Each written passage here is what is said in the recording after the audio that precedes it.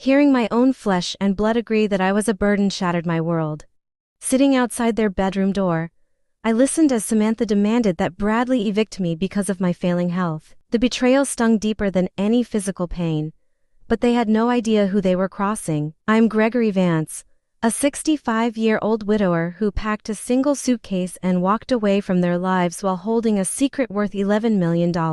Decades ago, my late wife Diana and I started a tiny mechanical workshop with nothing but a toolbox and a shared dream. We survived on absolute pennies while working 80 hours a week to build a reputation for honesty. Over 40 long years, that single garage expanded into a massive enterprise encompassing 12 prosperous locations across the region. Diana managed the ledgers with immense care until her tragic passing from cancer stripped away the joy of my achievements. Grief left me empty, so I sold the entire automotive network to a large corporation for nearly $7 million.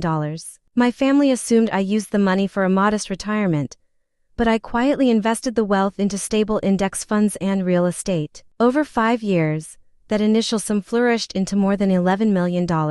I chose to hide this fortune to see if my son valued me for who I was rather than my money. 3 months ago, a specialist diagnosed me with a moderate heart condition that required careful medical management. I pulled into the grand driveway of the house that my $75,000 gift helped them purchase. Bradley and Samantha lived luxuriously, driving premium European vehicles and maintaining a pristine lifestyle. For 3 years, I occupied their converted garage apartment, paying $2,500 every single month to cover household expenses as a test of their loyalty. Inside the house, my young grandchildren, Hazel and Toby, greeted me with pure affection before we sat down for dinner. I watched my son consume his meal with the same cold precision he applied to his marketing. When I shared the news regarding my cardiac condition, an uncomfortable silence filled the room. Samantha exchanged a swift, calculating look with Bradley, while my son offered empty words of sympathy before instantly turning his attention back to his phone. Samantha quickly changed the subject to discuss corporate schedules, entirely erasing my medical emergency from the conversation. After dinner, I walked back to my cramped quarters to retrieve the usual envelope containing 25 crisp $100 bills. I handed the cash to Bradley in the kitchen, and he accepted it casually without a single word of appreciation. It felt like a purely commercial interaction with a stranger rather than an exchange with my own child. Later that evening, high tension pulled me back toward the main house where muffled voices echoed down the dark corridor.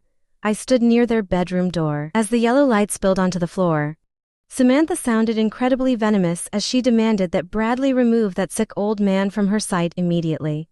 She claimed that my presence was dragging the entire family down and expressed intense disgust regarding the potential inconvenience of handling a medical crisis under her roof. Bradley weakly reminded her about my monthly cash contributions, but Samantha scoffed loudly at the amount.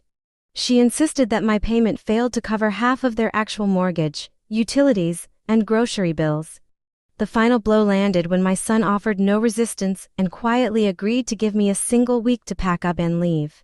I returned to my room in total darkness, fully realizing that their affection was completely fraudulent. I opened my private lockbox to view the bank statements detailing my true wealth of over $11 million. All the years of paying for college tuition and resolving his credit card debts had generated entitlement instead of love. The next morning, Bradley stood in the kitchen and avoided my gaze while nervously suggesting that finding my own apartment would reduce my stress. I calmly accepted his terms, which visibly startled his anxious conscience. As I packed my belongings into cardboard boxes, I could hear Samantha expressing intense relief through the thin walls.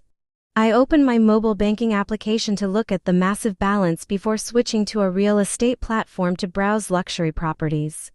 They wanted the frail elder out of their sight, but they had no comprehension of the beautiful waterfront estate that I could easily buy with cash. I immediately contacted Clara Higgins, the experienced estate planning attorney who managed my financial assets after the corporate sale.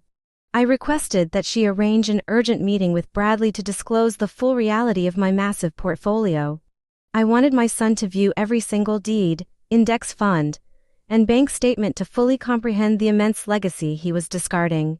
Clara understood the assignment completely and promised to prepare the documents. On my final morning at the residence, I loaded my suitcase into a moving vehicle while the house remained completely empty. Before driving away, I placed a sealed white envelope on the kitchen table alongside a concise final message.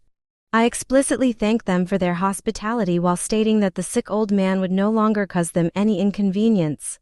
Inside that envelope lay my final cash payment of $2,500. Later that afternoon, Bradley arrived at the law office expecting a routine matter, but found Claire presenting a wall of financial documents instead. His face drained of color as he stared at the authenticated balance sheets revealing $11 million. Claire calmly explained that my entire estate was being legally restructured to permanently exclude him from any future inheritance.